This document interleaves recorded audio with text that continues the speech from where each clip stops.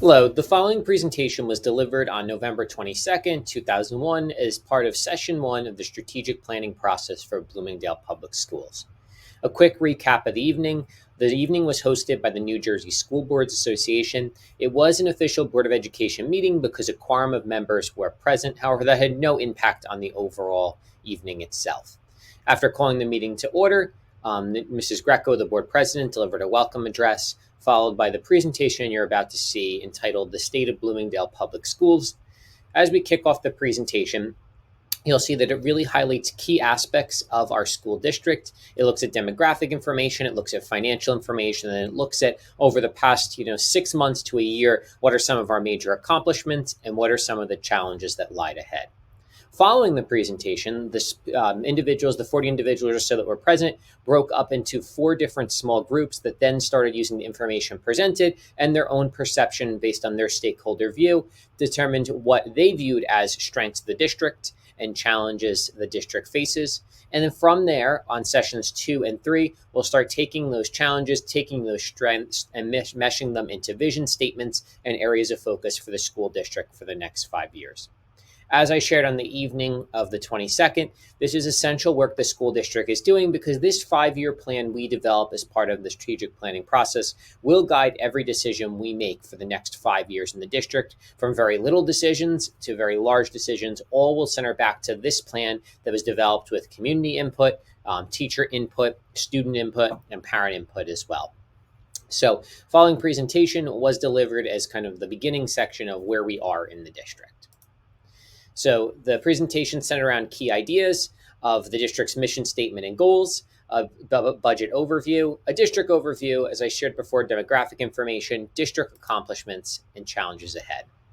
So the district mission statement as it currently reads is the mission of the Bloomingdale School District is to work in partnership with students, families, and the community to ensure that students acquire skills and core values necessary to achieve personal success and to enrich the community, and that each teacher hired by the Bloomingdale School District is highly qualified for the state of New Jersey. While this mission statement's been around Bloomingdale for a number of years, part of the process is seeing as we kind of look back to our current mission statement, does it still meet the needs of our community or does it have to be edited? Our current goals and district level goals that are also shared as Board of Education level goals, there are 4 of them for this year. The first one is looking at curricular matters and establishing a district-wide curriculum revision cycle for the core curricular programs, with one being reviewed each year over a 5-year period to ensure over each of those revision cycles that our curriculums are standards aligned and they're providing educationally rich experiences for the students. The current status is in year 1, we're reviewing our mathematics program. A dedicated team of experts and staff, I should say, again, staff are on the team examining the current goal of curriculum revision in mathematics. We're at the point of we kind of made it to the section of looking at, what programs we'd like to use. And then from when we make a program and series selection, determining how that aligns to our actual curriculum itself. The second goal is actually what we're doing right now. It's that in conjunction with the Board of Education and New Jersey School Boards Association, we will lead the district through the formal strategic planning process. So as I shared, this is a major accomplishment because it will guide all of the work we do and in fact, the district goals that we set for the next 5 years. The third district goal centers around technology and looking at the district's forward-facing systems and system backbone itself. So in terms of forward-facing systems, we wanted to look at what platforms serve as windows into the school district or families, what serves as an informational resource to families, how we could use these forward-facing systems to bridge the home and school gap. How can we allow for our teachers to have the cutting edge technology? And then one of the major backbone features is how can we have a centralized data hub to ensure continuity of services from a web-based platform, not something where staff have to be in the district, have to be on a specific dedicated device, but where they could access it from anywhere in the world. So that is district goal 3. Where we are in terms of that goal is we are continually working on providing a better window into our schools for families, expanding our social media presence, expanding our website presence. All are currently works in action. Looking at how we're bridging that homeschool gap, giving parents resources, working as currently as an example through our CPAD committee, working as giving families of students in the special education realm, or it's really open to anybody, opportunities to kind of have assistance in the home from school district personnel. In terms of A centralized data hub, as I speak about a little later, we've done that through Genesis.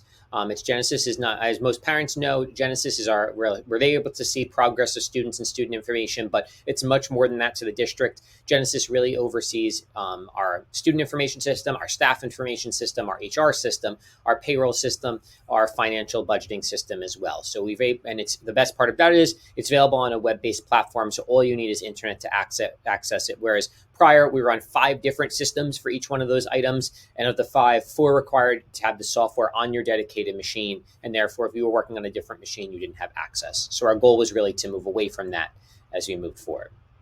And the fourth goal was reviewing and assessing and revising operations in the business and technology department to ensure successful operations and compliance to local, state, and federal laws. We are well underway in both areas, and we're fully compliant with local, state, and federal laws. To give a district budget overview, Bloomingdale Public Schools has a budget of about $23 million, of which includes $1.9 million in state aid. I do want to make a note here of our $23 million operating budget, about exactly $500,000, a little more, is earmarked specifically for preschool.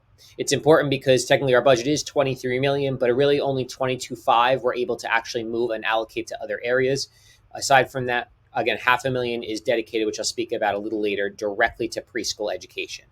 And similarly, when we go to the $1.9 million in state aid, while we do get $1.9 million in state aid funding, $500,000 from their state aid funding is dedicated and earmarked specifically to preschool, meaning it cannot be used on anything that doesn't touch or relate to preschool. But with that said, what does this budget actually support? It supports a total financial enrollment of 855 students. Why I want to make sure I'm clarifying the difference between our district enrollment, which is what you'll typically see published everywhere, which is 565 students, and our financial enrollment is because even though Bloomingdale does not have a high school, we do financially support our high school students. So technically, we support financially 855 students from the pre-K through grade 12, age 21 realm. Whereas in district here in Bloomingdale, in our pre-K to 8 world, we have 565 students. But then, like I said, among our 3 schools, looking at our high school demographics, we have 185 students attending Butler High School.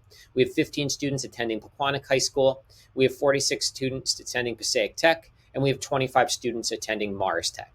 For those of you that may not be aware, because Bloomingdale is one of the unique districts in the state where our receiving high school is across county lines. Because of that, because Bloomingdale residents live in Passaic County, because our high school is in Morris County, students are able to go to Passaic County Tech and Morris County Tech. Let me jump back for 1 second. Another clarification for those of you that aren't familiar, we do have send-receive relationships with Butler High School. So the way the send-receive relationship works is that we pay Butler High School a set fee each year to educate our students regardless of number. Whereas Pequannock, Morris County Tech, and Passaic County Tech, we pay per pupil. So for every pupil that goes to one of those 3 locations, an amount from our total operating cost that's dedicated to their tuition at those other 3 sites. But Butler is a little different in that we pay Butler a set flat fee. In terms of demographic information, you can kind of see here, Martha B. Day currently has 157 students enrolled pre-K through 1. Samuel R. Donnell has 170 students, 2 to 4. And Walter T. Bergen has 232 students, 5 through 8. And you can see our gender balance pretty much is pretty standard as you kind of look across. Excuse the typo on the last one, Walter T. Our economic disadvantage, we are seeing beginning to shrink in the district, and you can kind of see that trend highlighting, where 14% are economically disadvantaged at Martha B. Day, 24% at SRD, and 21% at Walter T. Again, why this is important to note, this is figured through free and reduced lunch applications.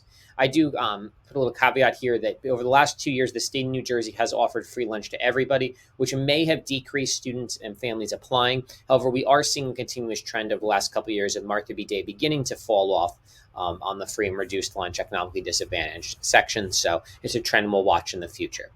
In terms of students with disabilities, the district has done great work in this area because our percentage of students that are classified is right in line with the county averages now, about 14% at Martha B. Day, 20% at Samuel Donnell, 20% at Walter T. Again, right in line with where we'd like to be. And our total ELL population, again, 1.9% at Martha B, 2.9% at SRD, and about 2.1% at Walter T. This information is live and actual information as of last week. I point that out and bring that up because if you were to see the school performance report cards that will come out for the 2020-21 school year shortly, the numbers will differ from these a little bit because they look at a prior year's data. For the purpose of this presentation, I'm giving you up-to-date live information as of the date of the presentation. I'm going to quickly just display this slide, but not go through it in length. Again, looking at our demographic information by race and ethnicity, you can kind of see our breakdown here of the information. But again, I'm just going to pause for a second and allow you to take a look at it.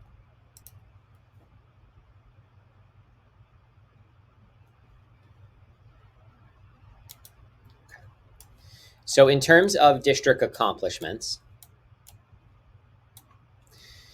we're really going to break district accomplishments into 4 key areas: personnel district accomplishments over the last 6 months, curricular district accomplishments, technology district accomplishments, and then facility district accomplishments. And then as I talk about each district accomplishment, we'll then go into some of the challenges we're facing. So some of the district accomplishments we've achieved during 2021, we have 2 new multiple disability classroom teachers at Walter T and SRD. Walter T was opened a year ago to house a multiple disability program at the middle school, which did not previously exist. And last year, we were able to open another multiple disability class at SRD. Both classrooms are fully up and running, staffed with appropriate teachers and students enrolled as well. We were able to open 3 new preschool classrooms in district, which I'll talk about in the curricular section. So we have 3 new preschool teachers at Martha B. Day. With the preschool program, we now have what's called an instructional coach, a preschool master teacher is what the state calls it, which really provides coaching and support for staff on interventions, classroom management, etc. For pre-K, K, and 1, they're housed solely at Martha B. Day. We have 3 new teachers at our middle school. We have a new certified mathematics teacher, a new certified social studies teacher, and a new technology teacher here at Walter T. I'll speak about technology briefly in the now and in the curricular section, but technology is not the technology that most of us were used to. When we were learning, I remember in middle school, I learned keyboarding and how to type on the keyboard, and word processing is part of technology. That is not what we teach anymore in technology class. Now we're looking at introduction to coding, 3D printing, those type of problem design and problem solving as part of our technology courses. And no longer are we teaching kind of keyboarding. That's a skill students are acquiring throughout their time in our elementary realm and focusing more towards that coding in the middle school time. We do have a partnership with Thrive Alliance Group, who provides for an in-district mental health clinician that's working among our 3 schools. It's a two-sided process where one is a direct service to students, where the clinician, who's a licensed mental health therapist, works with students, works with groups of students, and works with individual families. So we are providing individual, group, and family therapy within our schools. Again, working to bridge that gap for some troubles families may face at home, families may face in school. So we have bridged that gap. The second side of that process is a key, which is professional development for staff. And the individual is working with our staff to ensure not only our students are successful in the classroom, but staff needs are met during this challenging time as well. We have a dedicated supervisor of special services. Why that we deem this being an accomplishment is for a number of years prior, there was not a dedicated supervisor of special services.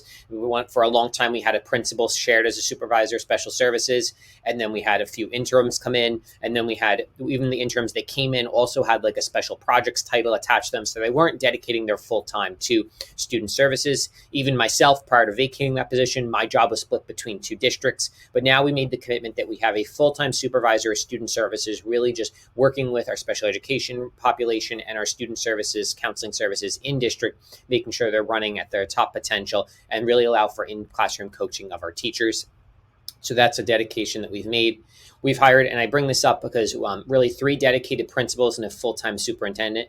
In no way, as I said yesterday evening, that I'm saying myself is an accomplishment, but with the hiring of a full-time superintendent, my job is also the director of curriculum instruction. Up until my hire, curriculum and instruction had been divided among our 3 principals. And what that caused was, instead of being able to fully focus on being a building principal, there was always the second added element of what they had to do in their role. But with the shift now, with the full-time superintendent and myself assuming the curriculum instruction role, our principals are able to dedicate on being exactly that, building principals, working on instructional leadership and building leadership within the buildings, and now not focusing their attention elsewhere.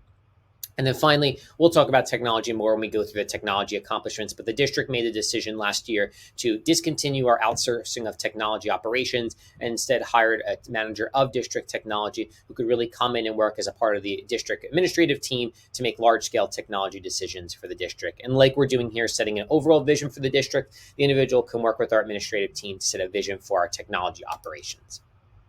In terms of curriculum and instruction accomplishments, one of the largest we've already received in the last 6 months is we were successfully awarded preschool expansion funds. So what that means is that within 5 years, every child in Bloomingdale will be able to come to Bloomingdale Public Schools preschool for free, starting for age 3 and then age 4 and then transitioning into kindergarten. While the state of New Jersey is fully funding that project, and that's why I mentioned earlier about $500,000 of state aid and operating costs have to be dedicated to preschool. They're giving us 5 years, and it's not just $500,000. It increases every year, each year as we go on. They give us 5 years to meet what they deem our threshold is of every student being able to attend. In Bloomingdale, we plan to meet this next year in year 2 through classes at Martha B. Day and partnerships throughout the community as well. All of our classes right now are designed to be in the Bloomingdale border. With that, though, it also has allowed us to do 2 things in the special education realm. We've established a preschool self-contained class that allows us to service the needs of preschoolers themselves. And also, in the past, we just had a preschool disabled class where it was all students with disabilities. Now we're able to really integrate students in, and we have an inclusive model, which was what best practice says in education. We've negotiated with our neighbor District Butler a send-receive agreement for special education students. So using logic here, instead of each district both having multiple disability programs, both having language learning disability programs, we kind of combined our resources and strategically placed programs within each district. And so if a student has a specific need and we don't have the program in Bloomingdale, they could go to Butler. If a student in Butler has a specific need and they don't have the program there, they can come to Bloomingdale. The best part about this pre-K to 8 that we make the decision together is that these are tuition-free programs, so we are not exchanging money between each district for that. Right now, we have about 6 or 7 students benefiting from each district going back and forth. Here at Walter T. Bergen, we revamped our middle school schedule. This past year, as I mentioned, we dedicated 3 full-time individuals to making that work. And so instead of having a middle school schedule that was really like an elementary model, we moved to a true middle school model with teams of teachers. So we have a 5th, a 6th, a 7th, and an 8th grade dedicated team. So all 5th graders have the same 4 core teachers. All 7th graders have the same 4 core teachers. 8th grade is 4. And our 5th grade has 3 core teachers in that. And they operate on the same model throughout the course of the day. And it really allows for advisory time. It allows for a common lunch between students and teachers. It allows for students to meet in small groups during lunch for intervention work as well. As I mentioned earlier, we offered new technology courses for students 5 through 8, shifting away from basic technology and keyboarding to more of what technology in our current day 2021 is. At the elementary level, we implemented the Foundations Phonics program for K through 2. It's again, and we're currently looking at it. It's one of the best phonics programs out there. So we implemented it K through 2, and we're looking at also carrying it on to the 3rd grade level as well in the future. We currently are adopting a new math series, as I mentioned earlier. While we're adopting a new math series, it is accomplishment because it's fully funded. And so our teachers will be able to really not have funding limitations on when we pick the appropriate program for our district. So it is fully funded, as well as language arts in the next year. And then finally, in curricular accomplishments, what we did is we revamped professional development opportunities for staff. In the past, the district had really brought in speakers or design professional development days as a whole model where the whole district received the same professional development. We've completely flipped that around. Instead, now our staff are receiving professional development based on their choice. The teachers are presented with a menu option, like you're in a restaurant, of options and programs and workshops we're running, and including staff running some workshops themselves, and they're able to pick items off the menu to attend. What we've also done is we kind of this year in particular looked at, we shouldn't just offer academic and curricular related workshops. We have to offer staff well-being workshops as well. So the October curriculum day and the November full day curriculum day, we've divided in staff were able to pick between, staff wellness and curricular matters. And we really allowed staff the flexibility of designing their program for that day in any manner they chose. In terms of technology accomplishments, as I shared previously, we hired a manager of district technology as an in-district employee to work with us.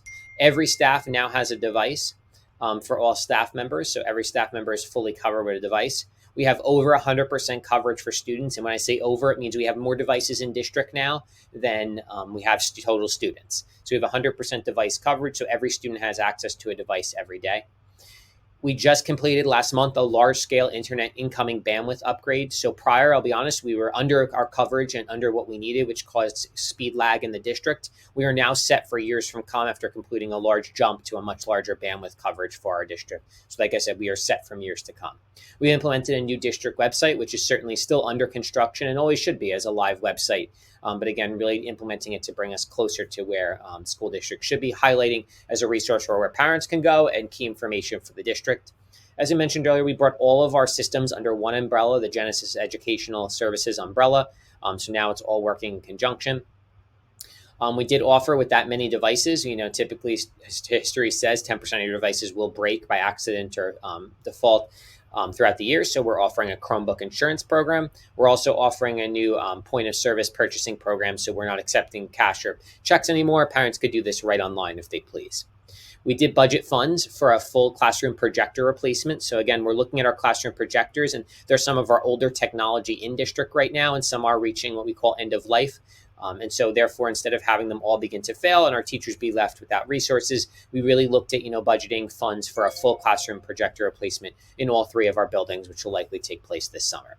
And on the back end of the network, we upgraded our network switches district-wide, and we did install a new Meraki wireless network, which is one of the best out there that you could do.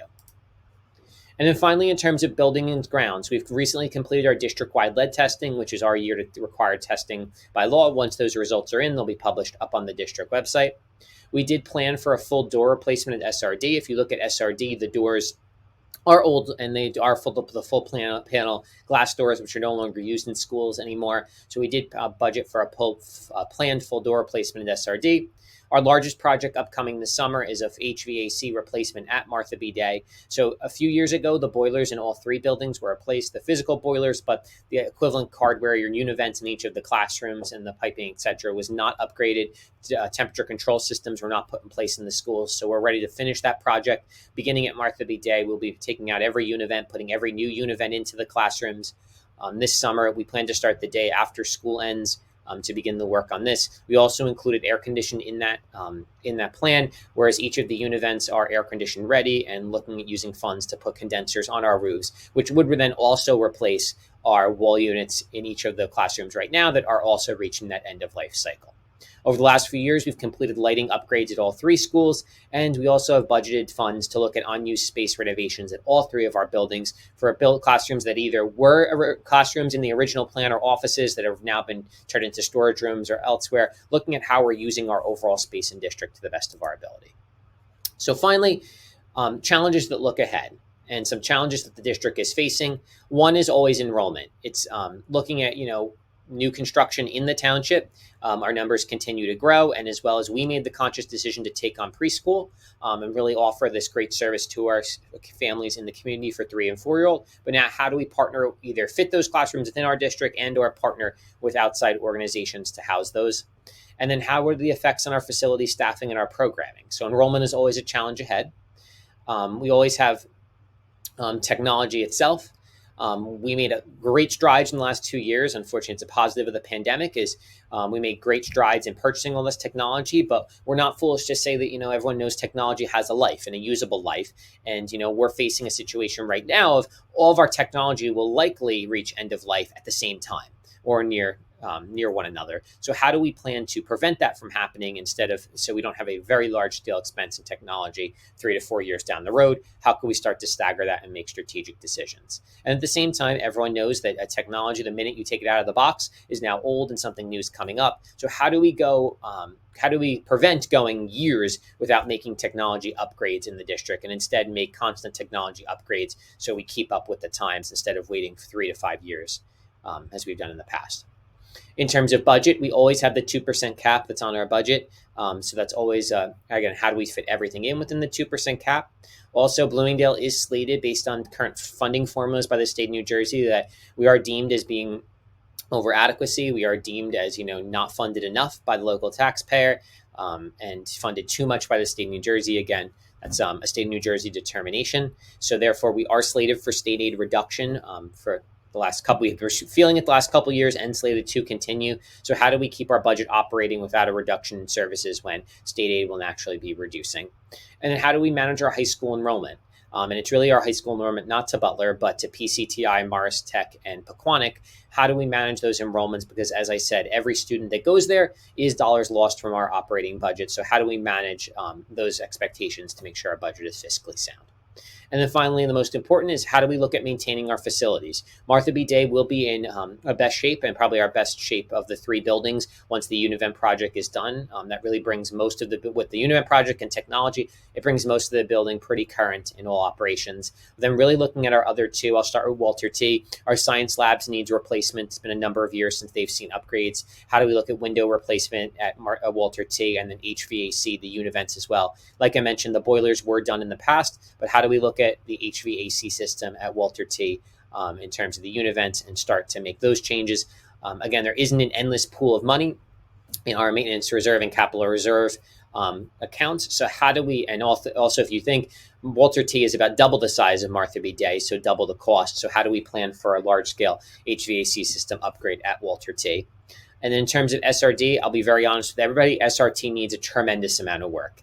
Some very basic items I list here are the windows all need to be done in the entire building. It also needs HVAC work done completely. It needs foundational repairs. It needs electrical upgrades. And really, if you look at the classrooms at SRD, they need overall renovations. Our classrooms they do look old. The structure of the physical classrooms are old. So really looking at overall classroom renovations. So SRD does need a tremendous amount of work of our three total buildings. So it's really looking at how do we manage those challenges. And that was really where the strategic planning team went and started discussing, okay, what are strengths? What are challenges the district faces from their perspective? Obviously, they heard my presentation and looking at their perspective and then really listing them out. And then as you can see here, our two future presentations are Monday, December 6th at 7 p.m. at Walter T. Library, and then Monday, January 10th.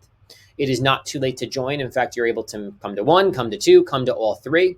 But the most important work is really going to begin. We take the information we have, and now on December 6th, we start transitioning that from what is the vision for the next 5 years. So it's perfectly fine if you weren't able to make the last one, but we really hope you join us on Monday, December 6th at 7 p.m. in the Walter T. Library to start talking about what is the vision for the future of Bloomingdale. Thank you.